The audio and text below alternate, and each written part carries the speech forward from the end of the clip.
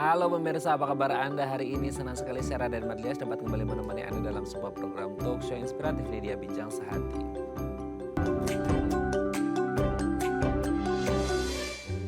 Ya pemirsa, kalau kita ngomongin tentang bayi gitu ya, apalagi bayi prematur. Anda pasti tahu lah ya bayi prematur ini seperti apa.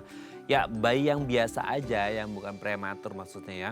Itu perawatannya itu harus benar-benar intens gitu ya. Jadi orang tua itu harus benar-benar tahu banget apa yang boleh, apa yang nggak boleh. Karena kan kita tahu ya bayi itu masih rentan banget. Bayi biasa aja rentan banget. Apalagi kalau bayi ini bayi prematur. Waduh itu pasti do's and don'ts-nya itu pasti banyak banget gitu ya. Jadi ini apalagi kalau pertama kali baru punya anak, terus bayinya lahir secara prematur. Nah sebenarnya apa sih yang harus dilakukan? Cara merawatnya gimana supaya tumbuh kembang si bayi prematur ini berjalan dengan baik dan maksimal. Makanya hari ini kita akan mengupas tuntas gimana cara merawat bayi prematur supaya tumbuh kembangnya ini tetap jos gitu ya, tetap sehat dan tetap fit. Tapi sebelum bahas itu kita akan membahas terlebih dahulu beberapa mitos atau fakta seputar kesehatan bayi yang kayaknya kita sering dengar, apalagi untuk para ibu gitu ya, sering dengar tapi nggak ngerti ini benar apa enggak, karena kayaknya beberapa poin yang disebutkan nanti itu tuh benar-benar pernah saya dengar gitu ya, atau mungkin di sekitar saya tuh dulu pernah banyak yang mengalami tapi nggak ngerti ini beneran fakta atau mitos. Kita lihat yang pertama ya. Nah ini nih, banyak yang bilang, wah kalau pusernya bodong gitu ya, itu biasanya anaknya tuh nakal, biasanya gitu ya. Makanya kadang-kadang itu malah dulu di ini, pusernya itu di, apa sih bahasanya, disuruh disengat, bukan disengat ya, digigit sama capung gitu ya, biar nggak suka ngompol. Nah tapi di luar itu ada juga gitu ya, yang katanya kalau pusernya bodong itu harus ditempelin sama koin. Nggak ngerti sih maksudnya indikasi apa yang akan terjadi ketika pusir yang bodong ini itu ditempelin koin.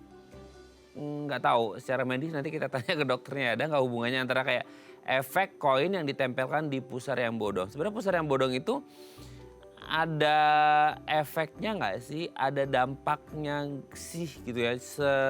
Kalau kita ngomong jangka panjangnya gitu ya. Karena kan biasanya orang ngomong kayak, oh pasti anaknya bakal nakal nih kalau gede dan lain sebagainya. Nah mungkin orang dewasa, saya sih nggak tahu ya, maksudnya itu orang dewasa tuh kadang-kadang kalau kecilnya bodong ke bawah enggak gitu ya sampai dewasa, atau sebenarnya akan ada kondisi yang berbeda. Nanti kita tanyakan efek dari pusir yang bodong ini seperti apa dan apakah harus ditempel koin. Wah ini kalau harus ditempel koin ini efeknya apa gitu ya. Kalau kita juga bicara ke luar negeri juga dilakukan itu atau enggak ngerti, nanti kita bahas ya. Oke kita lanjut yang kedua ya. Katanya nggak boleh dipotong kukunya itu sebelum 40 hari. Nah kalau kita kan sebagai orang dewasa biasa melakukan ya entah seminggu atau 2 minggu sekali kita potong kuku gitu ya, tergantung pertumbuhan kukunya masing-masing. Nah kalau anak bayi ini katanya sebelum 40 hari itu harus dipotong nggak boleh dipotong kukunya, meskipun mungkin bagi bayi yang pertumbuhan kukunya lumayan cepat akan kelihatan kayak aduh itu kayaknya udah risih ya gitu, bapak ibunya ngeliat kayak kukunya udah mulai panjang. Tapi katanya nggak boleh dipotong.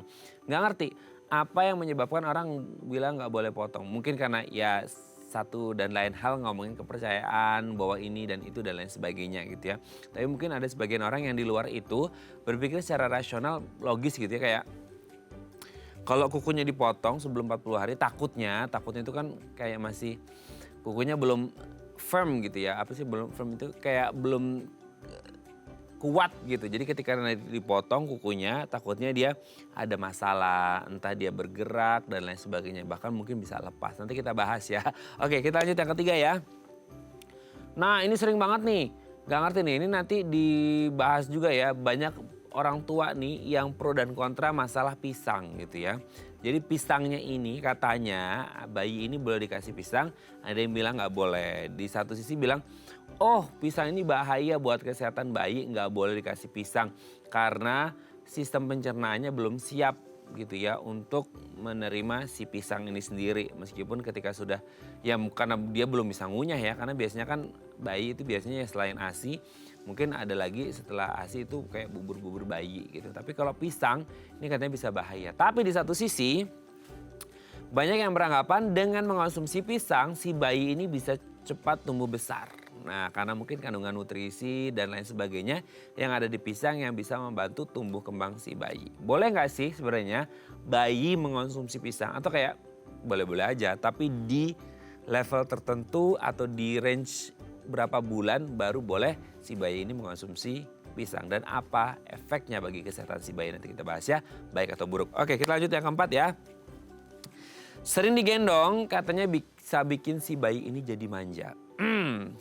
Jadi gini, seringkali kita ngelihat bayi kan ya kalau nggak rewel ya nangis ya. Itu kan bayi banget gitu. Nah biasanya orang tua karena nggak tega ngelihat anaknya nangis makanya sering digendong gitu ya. Nah bayi itu memang seringnya digendong.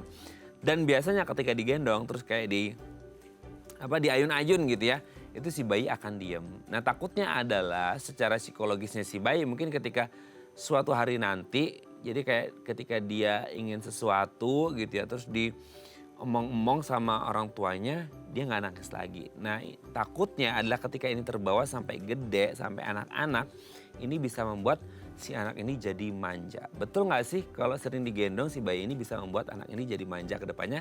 Nanti kita bahas ya. Oke, kita lanjut yang terakhir ya. Harus memakai sarung tangan dan kaki.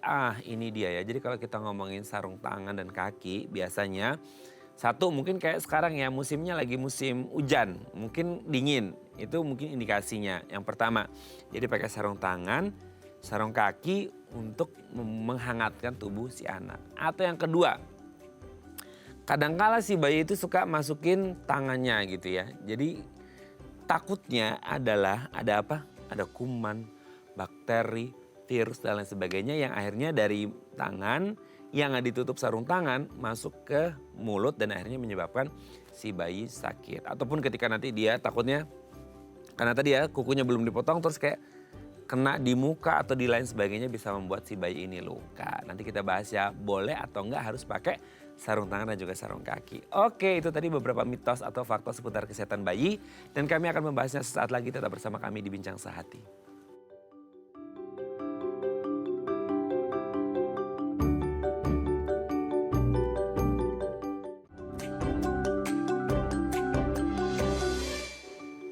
Baik, Anda masih bersama kami di Bincang Sehati. Tadi di segmen sebelumnya kita sudah membahas ya, ada beberapa mitos atau fakta seputar kesehatan bayi. Nah untuk mengonfirmasinya telah hadir bersama kami di studio Bincang Sehati ada Dr.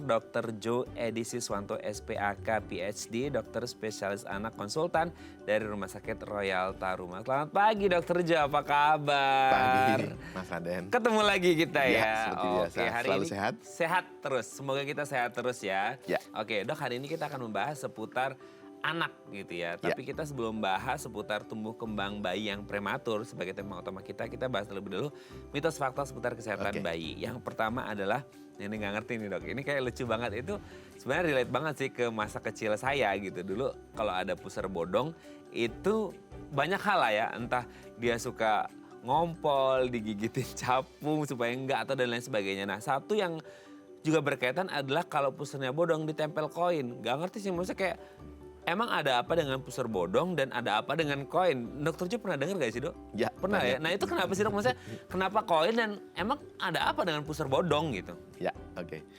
Jadi pertama kali kan mitos atau fakta, yang itu mitos ya. Mitos. Ya.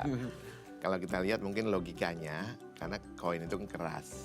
Jadi kalau sedangkan itu tali pusat yang baru itu kan lunak, jadi ditekan, jadi pikirannya bisa tertahan gitu ya. Tapi sebetulnya kalau dilihat itu kan itu dipengaruhi juga oleh gerakan ya. Gerakan dari usus itu sangat kuat sekali. Jadi dari di bawah itu gerakan-gerakan kuat sekali, apalagi pernafasan bayi itu dominan adalah dominan kita bilang pernafasan di abdominal, jadi daerah bawah. Jadi tentunya bisa dibayangkan kemungkinan terjadinya bodong sangat besar sekali. Tapi menahan dengan koin itu sebetulnya bukan solusi.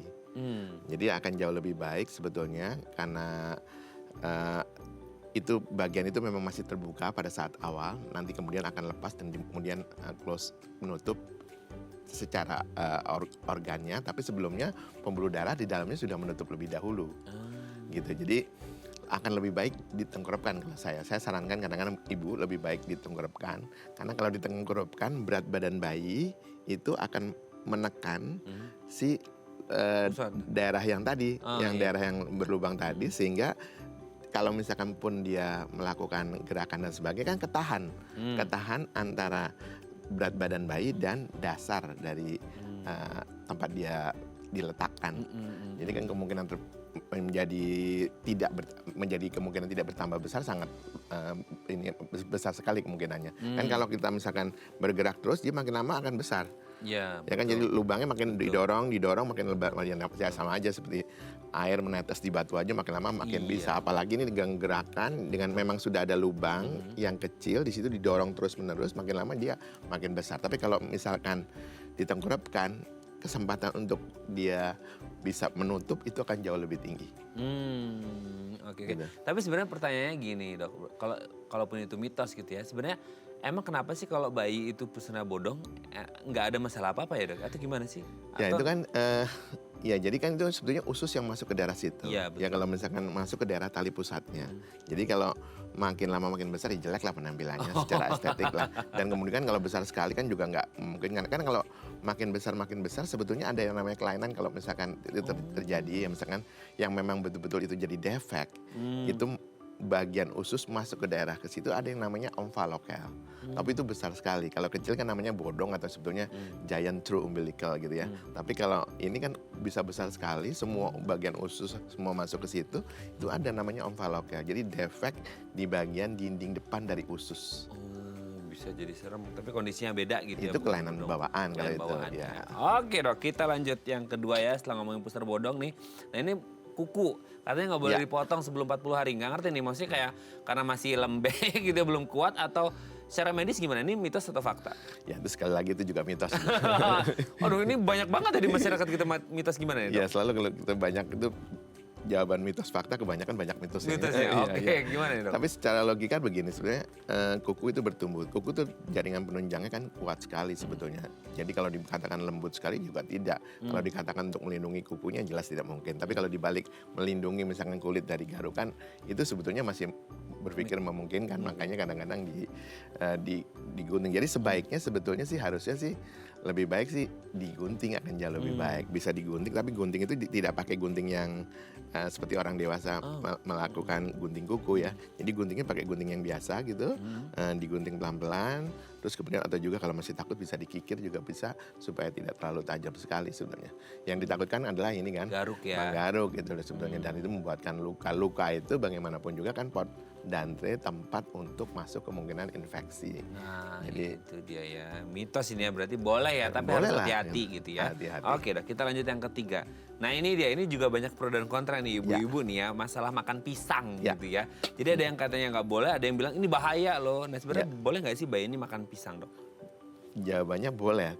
Jadi katakanlah kalau tadi mitos satu penting, apakah boleh tidak boleh makan pisang itu mitos. Itu.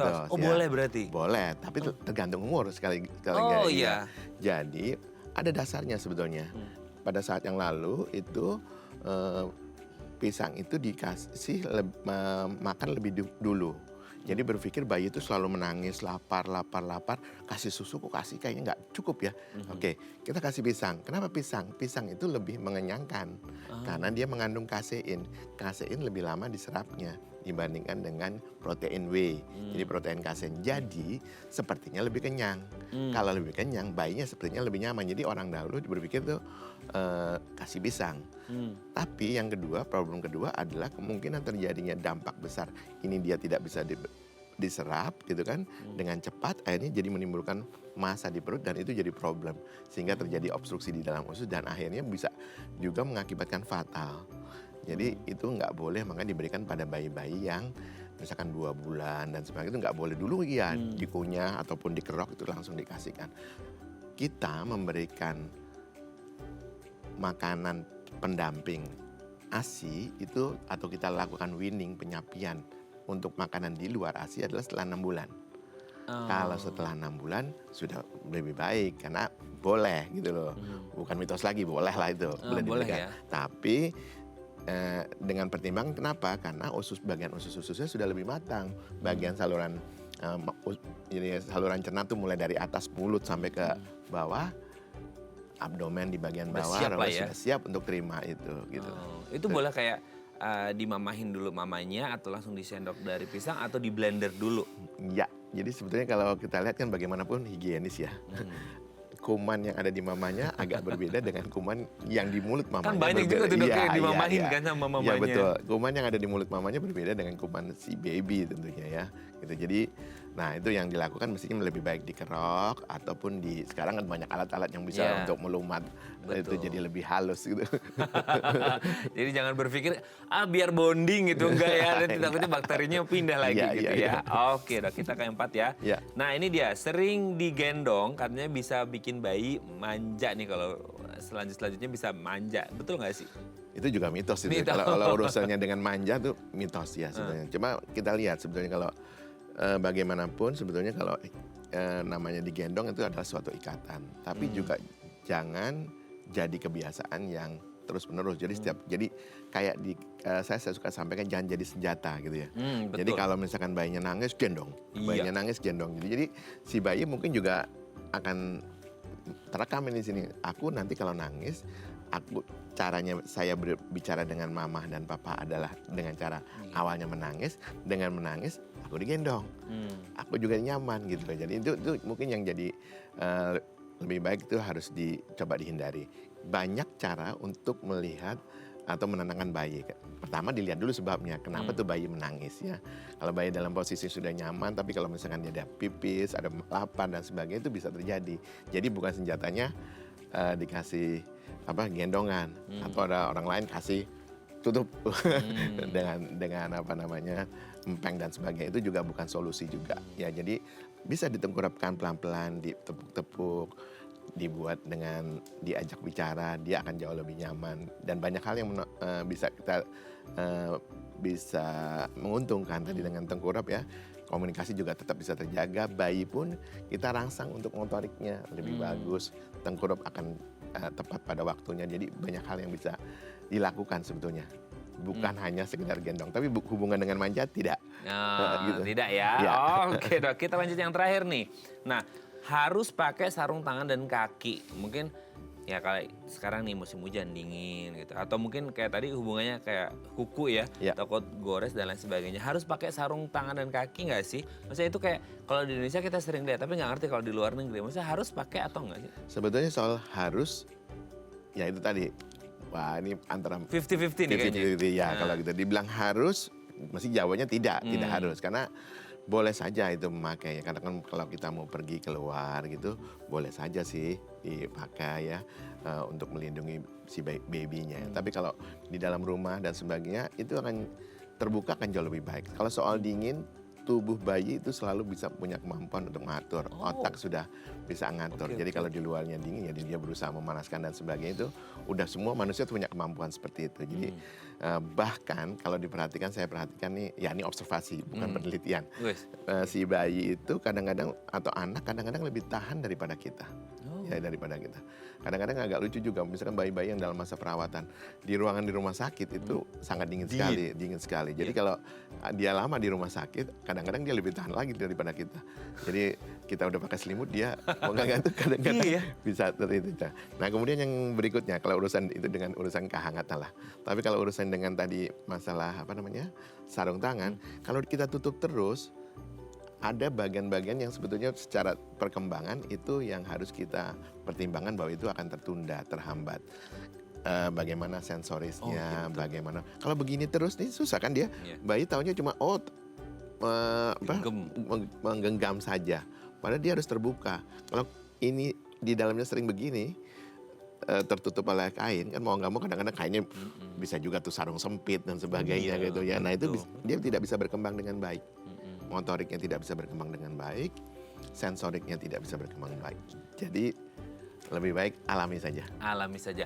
Pas dibutuhin memang harus pakai sarung tangan atau kaki ya dipakai, tapi kalau enggak ya enggak, terbuka aja gitu ya. Oke, thank you Dr. Jo, ini sudah terjawab mitos faktanya.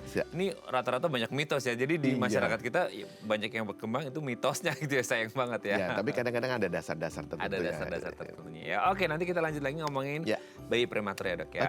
Oke pemirsa, kalau Anda punya pertanyaan seputar tema kita hari ini boleh tanya-tanya di 0212903244 atau DM Instagram kami di @theifamily. Kami akan kembali saat lagi.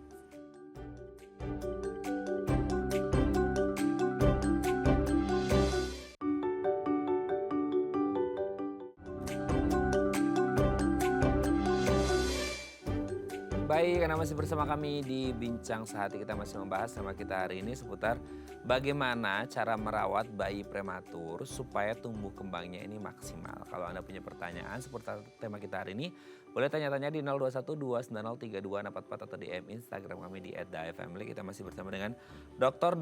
Joe Edi Siswanto SPAK PhD, dokter spesialis anak konsultan dari Rumah Sakit Royal Taruma. Oke dok, kita lanjut lagi. Prematur, bayi prematur gitu ya. Ya. Kalau selama ini kan kita istilah di luar bayi ya, prematur itu sesuatu yang lebih dulu daripada seharusnya gitu ya gitu. Itu biasanya seperti itu ya. Nah kalau bayi prematur ini sebenarnya sebutannya hampir mirip-mirip atau apa dok? Definisi dari bayi prematur ini sendiri. Ya, ini sebetulnya bayi prematur atau bayi kecil gitu ya. Itu sebetulnya hari-hari nih saya. Tadi malam saya jaga, saya terima bayi kecil beratnya 652 gram. Ya gitu, kecil sekali ya. Setengah kilo lebih dikit, sekitar kilo lebih seons ya. Iya, itu kecil sekali. Jadi kebetulan tadi malam jaga di... Pas banget ya? Iya, betul. Ya memang hari rutinnya memang begitu. Setiap minggunya jaga untuk bayi-bayi kecil kita. Gitu. Jadi gini, mengenai prematur. Prematur itu hubungannya dengan usia kehamilan, usia gestasi. Jadi di bawah 37 minggu. Oke, harus dibedakan juga.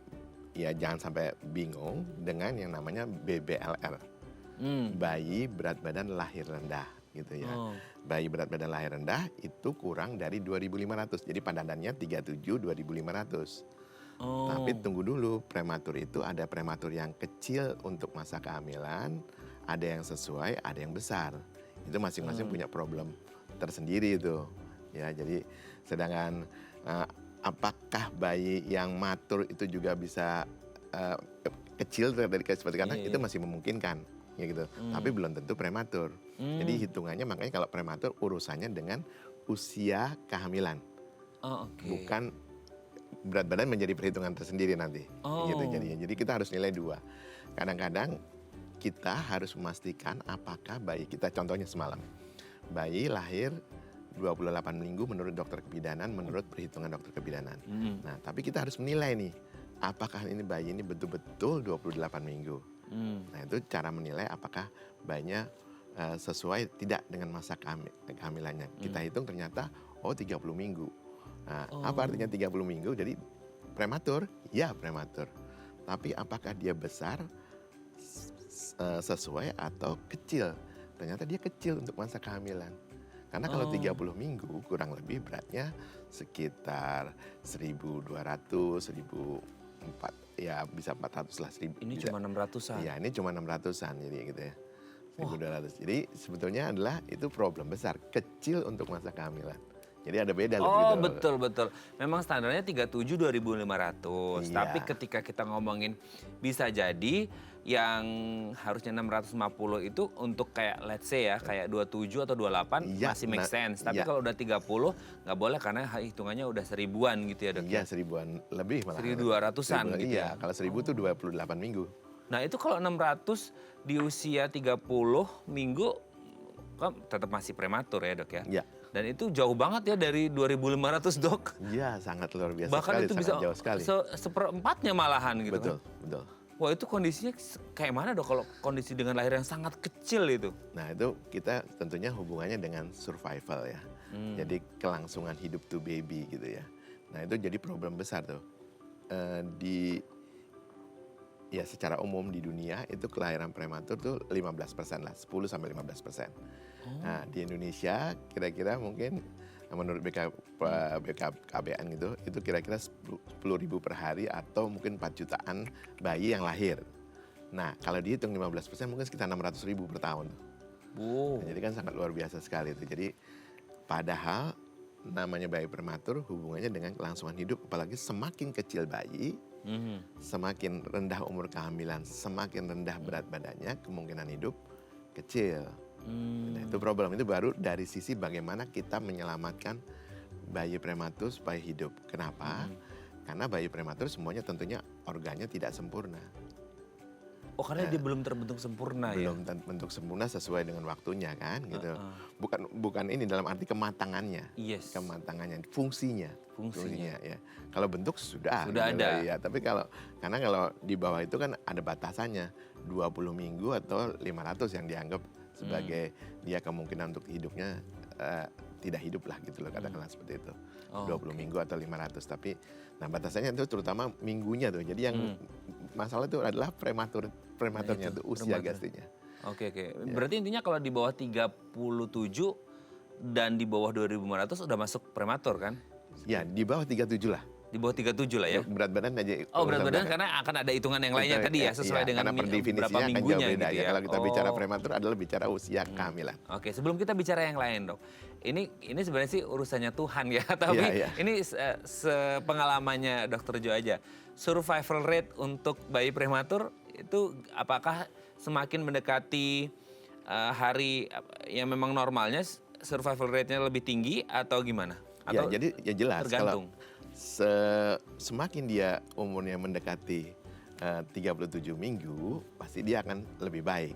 Ya, karena kalau kita lihat ya udah secara data, saya pun juga mengadakan beberapa penelitian mengenai hal itu, angka kita tinggi di berbagai level layanan rumah sakit pun termasuk di rumah sakit yang besar, university based hospital juga termasuk rumah sakit rujukan pun masih tinggi kalau untuk bayi-bayi yang misalkan di bawah 28 minggu. Ya gitu. Nah, tapi akan jauh lebih baik sebetulnya kalau bayi itu di atas 34. Nah, karena 34 kenapa? Walaupun kita bisa menolong bayi-bayi yang lebih kecil ya. Nah, karena dokter kebidanan juga percaya, ada di sana ada dokter yang khusus untuk bayi prematur, dia akan dengan senang hati bisa melahirkan bayi dengan merasa aman gitu kan. Ya kan dia punya ikatan dengan ibu, punya tanggung jawab dengan ibu. Nah, tapi kalau 34 minggu kemungkinan untuk selamat lebih tinggi. Kenapa? Dia sudah mempunyai yang namanya surfaktan. Jadi lapisan di dalam paru-paru sehingga paru-paru ini menjadi lebih matang sehingga kemungkinan dia tidak memakai alat bantu nafas ini baby itu besar. Jadi akan jauh lebih baik di atas 34 minggu. Ya, tapi kita bagaimanapun dalam satu situasi kan tidak semua yang kita harapkan itu tercapai kan. Nah, bisa aja kapan aja tuh bayi lahir itu loh. Bisa dia brojol atau memang direncanakan atau tidak karena banyak problem itu. Betul, banyak sekali problem yang akhirnya membuat bayi ini lahir prematur. Mungkin ini nanti yang akan kita bahas di segmen selanjutnya ya. Kenapa akhirnya ada yang bisa lahir yang 37 minggu, ada yang sebelum itu bahkan 20-an gitu bisa lahir dengan kondisi-kondisi yang berbeda-beda. Nanti kita bahas di segmen selanjutnya dok ya. Oke pemirsa, kalau Anda masih punya pertanyaan boleh ya tanya-tanya di 021-290-3244 atau DM Instagram kami di @theifamily. Kami akan kembali saat lagi.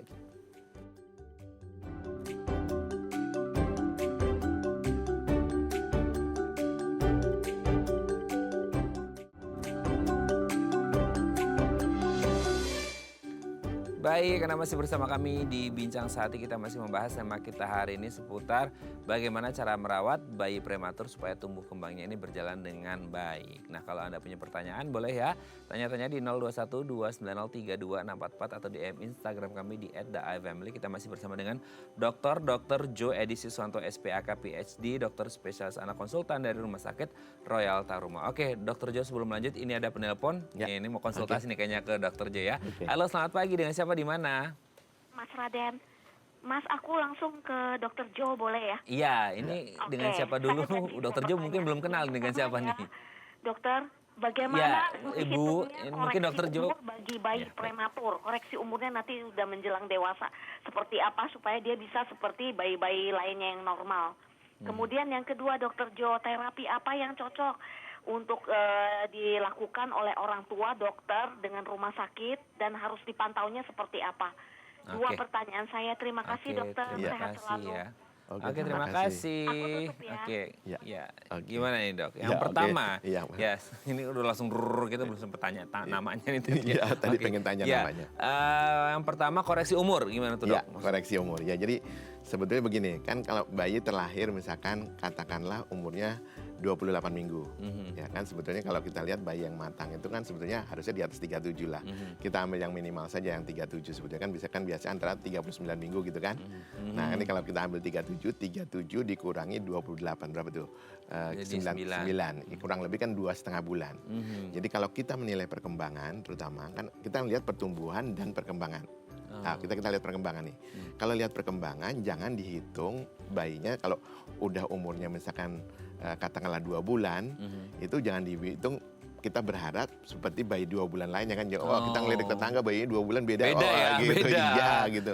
Karena memang dia belum. Hari lahirnya beda ya, Iya, minggunya. Kalau misalkan 2 bulan 8 minggu katakanlah. Betul?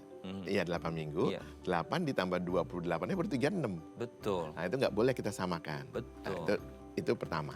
Meskipun cuma kurang seminggu ya. Kurang seminggu itu kalau tapi kan dia 2 bulan dihitungnya oleh orang iya, lain makanya, ya gitu. betul. Jadi di kita belum lahir jadi gitu kan di sini udah hitungnya 2 bulan kan berbeda itu. Jadi koreksi itu harus dihitung jadinya kalau dari sisi perkembangan.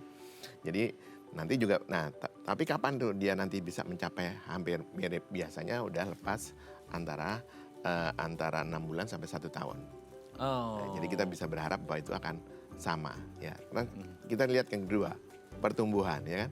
Nah, pertumbuhan bayi prematur juga jangan digarap dan berharap mirip dengan Sama yang sama lain. gitu dengan yang lain.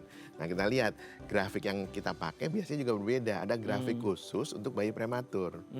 Namanya grafik Fenton gitu. Jadi kita lihat nih dia ada modal dasarnya tuh kan kita lihat. Nah, modal dasar itu nanti kita ikuti nih. Kalau kita akan sesuai dengan garis itu nanti akan sesuai dengan perkembangannya.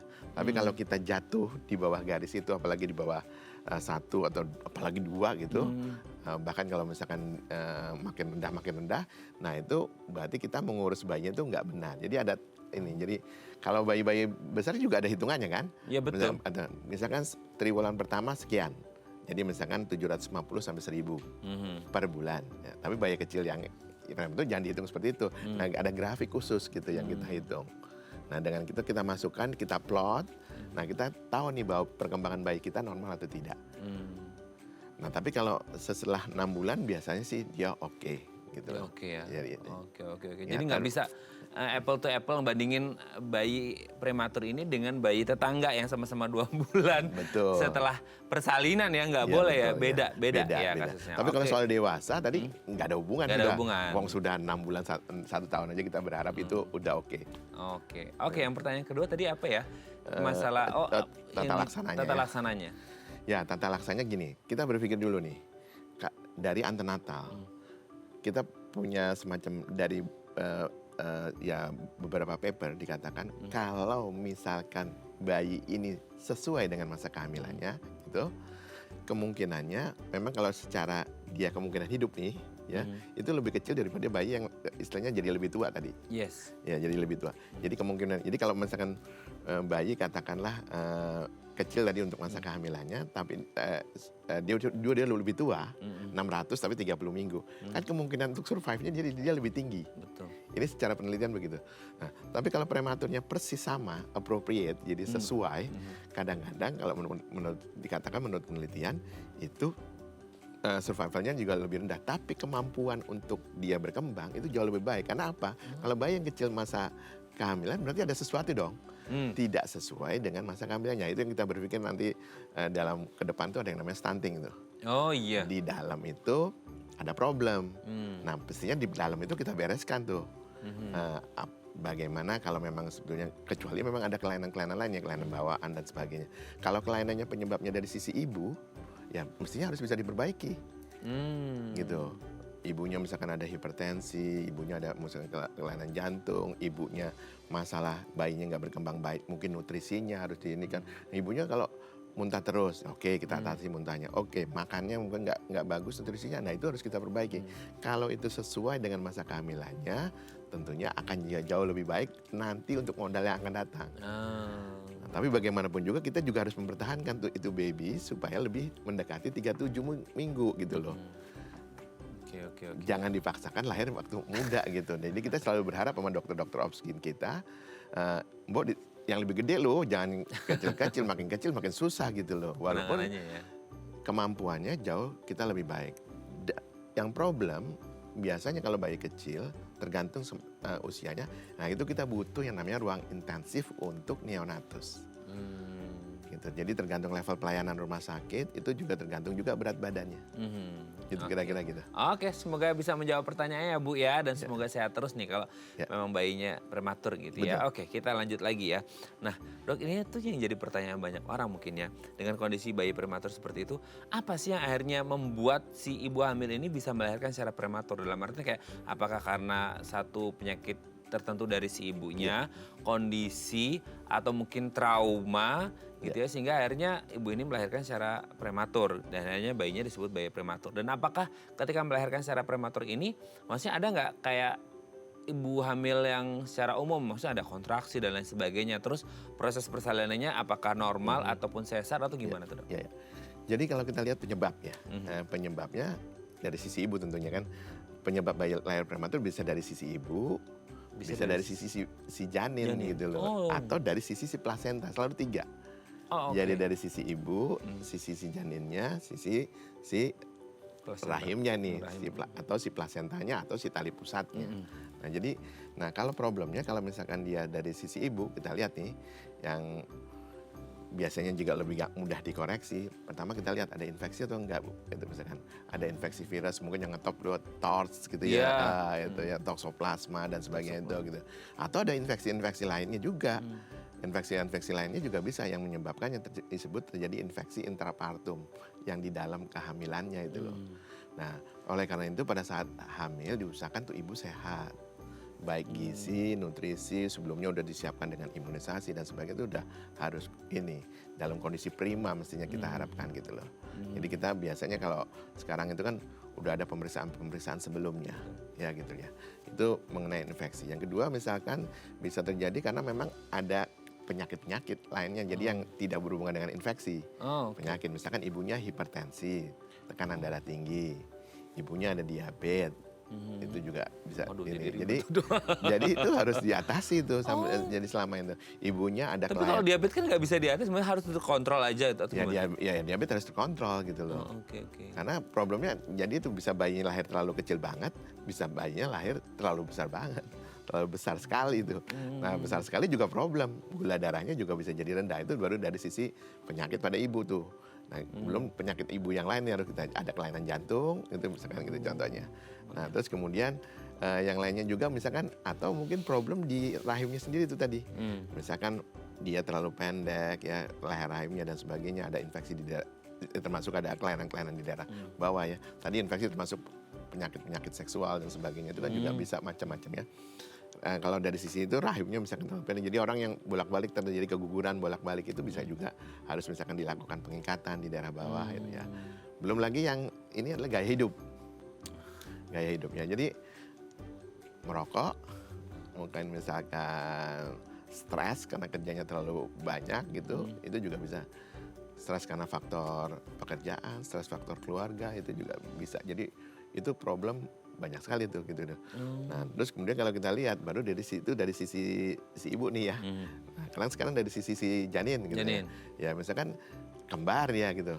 Contohnya misalkan gitu. Atau kembarnya juga macam-macam. Kembar juga ada twin transfusion jadi nyambung segala gitu juga itu juga problem tuh juga.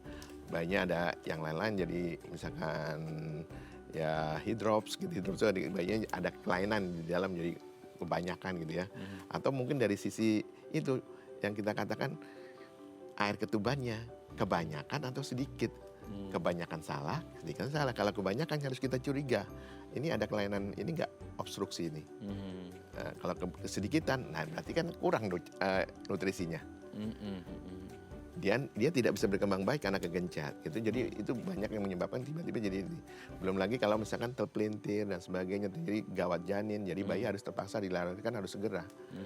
Jadi banyak sekali problem-problem yang menyebabkan ini ya kemungkinan terjadinya lahir prematur atau tidak. Nah itu harus kita lacak tuh 3 poin itu tadi. 3 poin itu tadi ya. Wah ini banyak banget ya ternyata hal-hal yang harus jadi perhatian ibu hamil ya. Apalagi kalau ibu hamilnya ini baru pertama kali. Nanti mungkin di segmen terakhir kita akan membahas bagaimana cara merawatnya yang benar gitu ya Dok ya. Supaya akhirnya tadi ya hitung-hitungannya koreksinya nanti bisa sejalan dengan bayi atau anak yang lain gitu Ya, ketika pada sudah tumbuh waktunya. jadi anak ya pada waktunya yang tepat gitu ya dok ya. Oke pemirsa, Ya. kami akan kembali saat lagi tetap bersama kami di Bincang Sehati.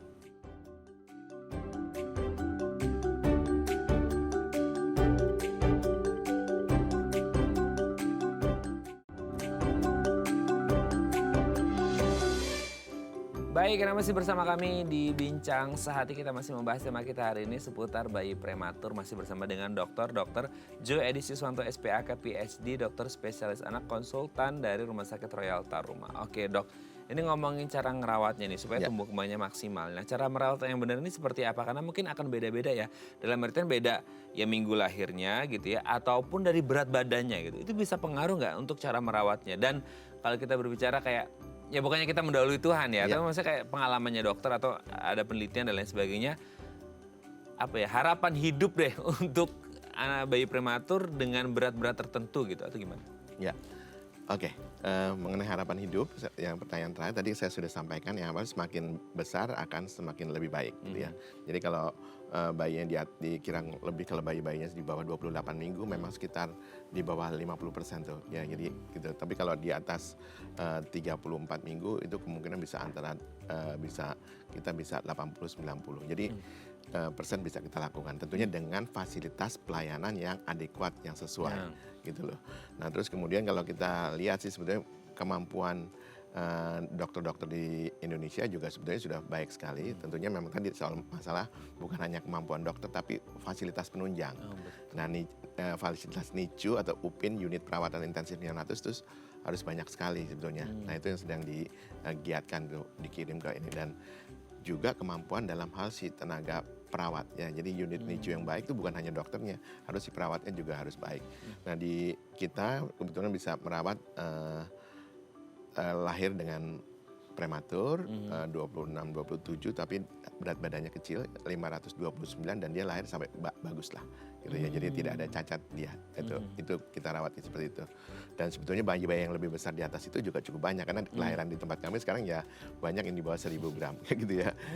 Jadi karena ada pusat rujukan dan sebagainya. Nah itu problem. Jadi nah ada yang kami rawat juga yang sekarang 495. 400 nggak nyampe setengah kilo ya, 5 gram lagi. Iya, tapi dia umur pasti lebih tua sedikit lah. Kan mestinya 495 kalau dilihat tadi kan saya itu berapa? katakan 490 ya, itu? lebih tua tuh sekitar 20. Mestinya kan kalau dia di bawah itu kan di bawah 20 minggu kalau 495 ya. Tapi ini kan lebih tinggi dong lebih berarti. tinggi. Nah, kalau di luar itu biasanya kita selamatkan biasanya bayi-bayi itu antara 26 minggu lah ke atas. Kita ekstra jungkir balik untuk penyelamatan itu. Tapi kalau di luar itu bisa lebih rendah memang. Di Jepang, di Amerika tuh mereka kadang-kadang luar biasa tuh. 250 gram pun bisa di ini. Tapi ingat catatannya, kebanggaan itu bukan kita bisa menyelamatkan bayi prematur, tapi bagaimana supaya tidak terjadi cacat di masa yang akan datang. Oh, Ya, apakah berarti ini maksudnya bayi prematur itu rentan mengalami cacat? Iya, karena cacatnya dalam artian karena tadi bagaimana cara kita merawat bayi prematur, pertanyaannya tadi seperti itu. Ya tentunya tadi dilihat dari sisi berat badannya. Nah, dari awal tentunya kita harus lihat bagaimana kita melakukan termoregulasi yang baik. Bagaimana kita mempertahankan otaknya supaya baik gitu loh. Nah tentunya kita harus memberikan dia nggak bisa nafas, gampang lupa nafas atau tidak bisa bernafas. Nah itu kita harus pakai alat bantu nafas kan. Ya, dari mulai alat bantu yang non invasif sampai invasif yang tentunya dijaganya harus betul-betul 24 jam nih. Ya itu perawat tuh harus punya kehandalan tertentu tuh. Jadi di kita perawat tuh ada perawat yang perinatologi tingkat dasar, madya dan mahir. Jadi berbeda-beda. Ada tingkatan ya? Iya ada tingkatan. Ya dokternya jadi terbantu dengan itu karena dokter nggak bisa 24 jam gitu. Ya, betul, gitu. betul. Jadi perawat itu dibagi 3 shift. Kalau kita kan kadang-kadang bisa harus kalau seperti kayak kemarin kita harus 36 jaga di rumah sakit ya. Nah kan nggak mungkin kita ini selama 24 jam terus. Nah itu kesulitannya, dan kesulitannya kalau di rumah sakit tertentu dokternya nggak standby. Nah, itu kan susah juga ya itu. Nah itu sebetulnya tugas pemerintah adalah bagaimana mendidik dokter, perawat yang berhubungan dengan itu. Karena makin angka kematian tertinggi itu penyebabnya salah satu karena prematuritas dan bayi kecil. Jadi kan nggak bisa digeser, pengennya pengen turun lah. Iya kan, masyarakat maju, negara maju kalau angka kematiannya rendah kan. Betul. Nah tapi kalau ini nggak bisa digoncang nih, kan harus ada apa? Nah cara goncangnya supaya dia jatuh turun gimana? Caranya harus ada support loh. Iya, dari SDM-nya. Iya, dari fasilitas SDM dan itu. Nah itu yang harus jadi. Nah itu harus dilihat nih satu-satu. Jadi kalaupun jadi nanti dilihat nih dari sisi otak harus kita pertahankan, dari sisi usus. Nah sekarang misalkan bisa nggak dia minum sendiri? Contohnya nih ya, kan tidak bisa minum sendiri, tidak bisa menelan sendiri. Nah nanti nih kalau sudah katakanlah dia survive dari turun dari perawatan NICU ke perawatan yang lebih bawah, ibunya nih kadang-kadang harus pulang dengan masih misalkan pakai selang gitu loh. Nah ibunya harus kita ajarkan dong gitu loh. Nah caranya, jadi itu kita harus ajarkan bagaimana merawat bayi kecil ini supaya ini. Karena nggak mungkin semua bayi kita tahan sampai dia besar ditahan gitu kayak digendekan di ruang perawatan intensif kan sangat tidak mungkin gitu ya. Jadi kita harus ada koordinasi dengan ibu. Tadi bonding dan sebagainya, bagaimana kangguru mother care juga harus digiatkan. Karena itu banyak sekali keunggulan-keunggulan. Bagaimana kita harus memberikan ASI lebih dini, nutrisi parenteral di ke belakang parental tuh kayak infus gitu loh. Nah, ini antaranya lebih cepat gitu loh. Dihitung masing-masing karena kita kadang-kadang kalau dokter anak tuh bawa kalkulator. Gitu, jadi hitung-hitung ya? Hitung-hitung. Okay. Itu banyak yang harus dikerjakan. Banyak ya. Oke, saking banyaknya kayaknya nggak bisa dibahas satu episode ini dok. Ini sudah berakhir. Next time kita harus mengupas tuntas lebih dalam lagi dengan Dr. Jo. Karena banyak banget ya ini ilmu-ilmu. Dengan pertanyaan yang berbeda. Betul, dengan pertanyaan yang berbeda untuk ibu-ibu sebagai bekal gitu ya dok ya. Oke, terima kasih dok. Sehat terus. Salam untuk keluarga di rumah dan teman-teman di Rumah Sakit Royal Taruma. Selamat pagi Dr. Jo. Sehat terus ya dok ya. Iya, oke. Terima kasih. Oke pemirsa, itu tadi perbincangan kita dengan Dr. Jo. Semoga bermanfaat ya, dan jangan lupa untuk terus menyaksikan konten-konten inspiratif dan menenangkan hati kami di platform The Eye Plus. Saya Raden Balias pamit, sampai jumpa dan selamat kembali beraktivitas di hari Rabu yang dingin ini. Sampai jumpa. Terima kasih ya dok. Waduh.